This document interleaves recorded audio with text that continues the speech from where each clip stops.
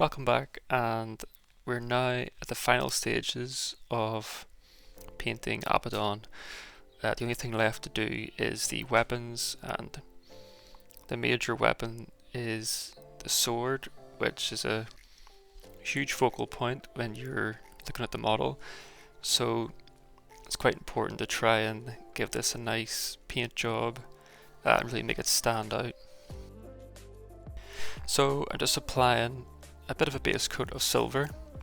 At this stage I don't really know the direction of where I'm going with the color scheme and things like that. I have a rough idea in my head, which is like a bluish green sort of mythical energy sword. So first thing I'm going to do is add in some blue. It's very thin down, quite transparent, and I'm just going to add a little bit of this to the sword, getting heavier towards the bottom, the base of the sword, and then I want to leave the tip of the sword just as it was for the undercoat, so it still looks like there's just your standard metallic sword underneath.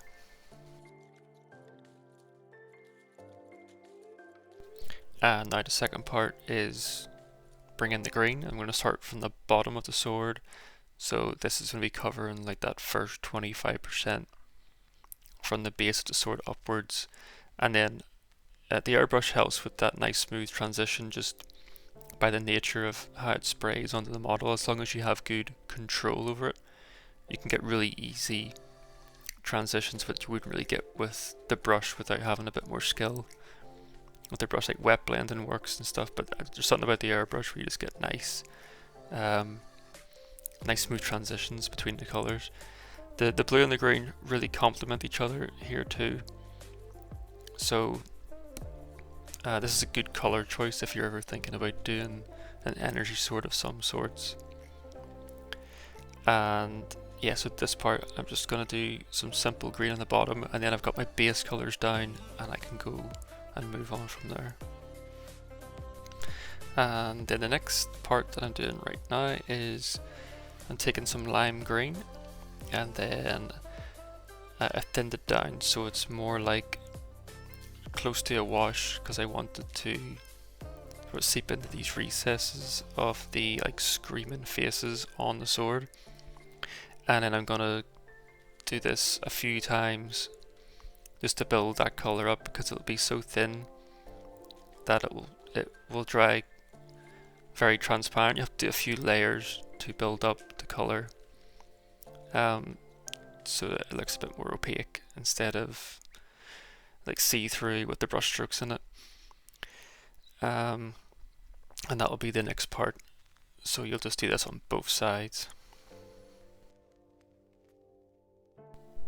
And after the first coat of the lime green, we can take some yellow and add the yellow into the mix of the lime green, and it will just get it closer towards a pure yellow, and then we can like really brighten this part up of the like the screaming faces, and it will make it stand out really nice too.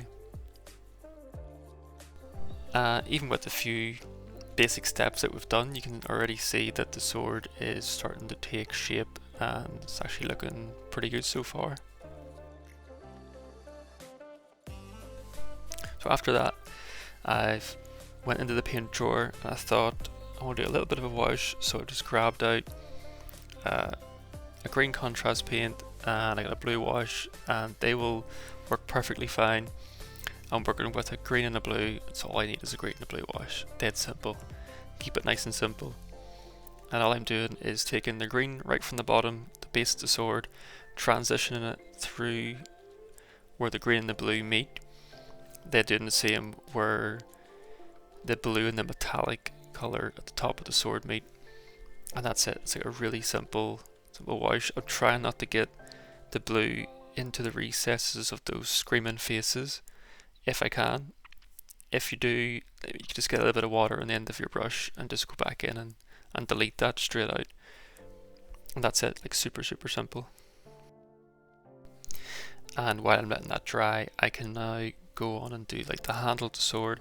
I've base painted the claw on his other hand, and then it's just about filling in all the little details, the gun, the belt fed magazine that goes in, all that stuff. I also did want to include the face in this video, or do a separate video about how to paint the face, but what ended up happening was, well, I did it twice total. The first time just didn't work out. I didn't like it.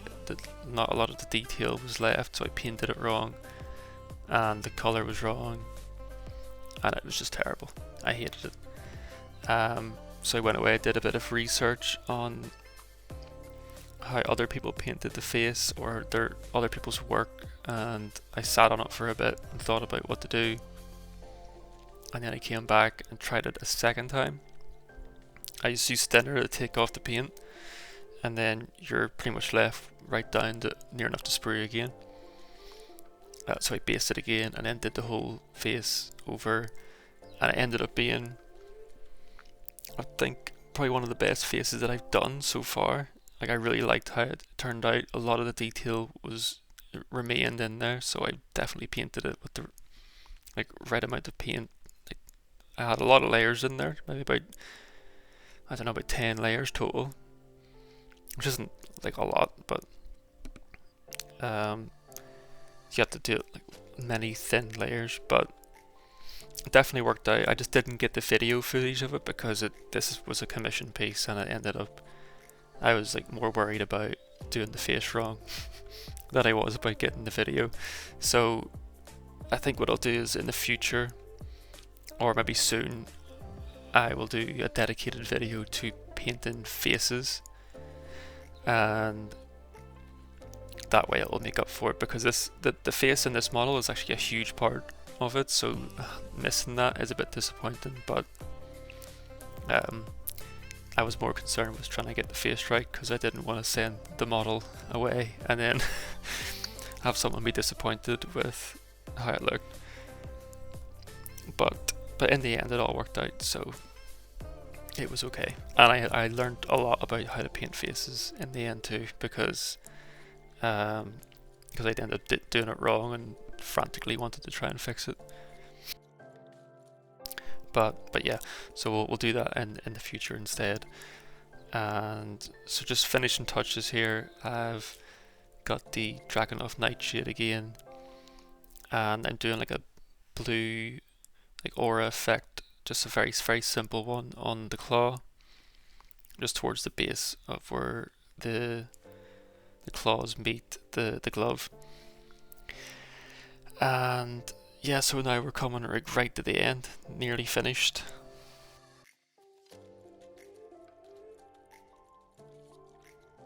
And now I'm just doing a little bit of touch-ups.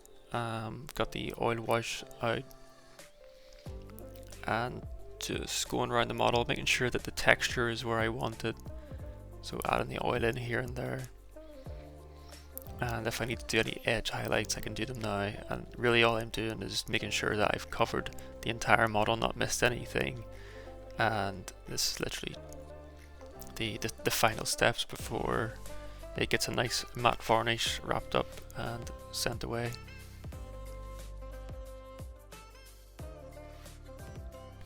Overall though, I would say this is definitely one of the best models that I've painted, if not the best. I'm really happy with how it turned out. I learned a lot painting the model, which is a win for me, because if you learn something from painting the model, then that's the main thing. If you're getting better each time you paint, that's exactly what you want. So I would say this is a huge success, and I'm really glad that I made this as one of my first videos. It turned out to be a really cool looking model, and hopefully the videos aren't too bad either. If you do like the video, please leave a like, comment below, and if you like this style of videos and you want to see more like this and support the channel, hit the subscribe button. Hopefully there'll be a lot more videos coming soon, I've already got some plans in my head for a few coming up.